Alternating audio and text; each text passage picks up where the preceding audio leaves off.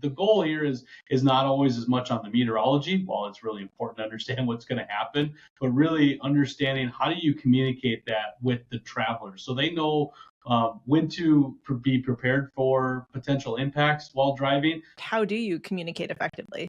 The general media at this point has been, social media, but really for the traveler on the road is those dynamic message signs. There's a lot of communication that goes on there. And just as technology has grown, we're seeing more and more of those, especially in the urban areas, but now even in the rural areas, as you travel outside of maybe the main metroplexes, you'll actually start to see more of those message boards and giving you heads up that, hey, 6 hours from now, you may be traveling into bad conditions. And I think that was one of the key things they were working on, is trying to figure out how do we communicate for the advancement of information. So if you're traveling from one location to the next, I don't care what's going to happen where I'm at right now, but what is it going to be 6 hours from now, wherever I'm going?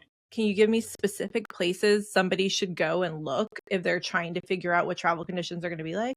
Yeah, so one of the great places is there's a federal program called 511, and so 511 is a great place to get information. So each state has their own map that provides visibility into the roads, and so it's coming from the DOTs themselves, and that'll give you information about current weather and road condition information and potential impacts. So each state kind of handles that differently on how they present that to the information. So is it like a website or a Facebook page? Each state's going to have their own. So what I would recommend is anybody that has, if they're in a specific state. So for Virginia, just type in Virginia 511 and you'll get hit with that state. 511 is actually a phone number people can call as well. You can dial that number and then actually go through a voice activation. It'll tell you information about where you're at as well.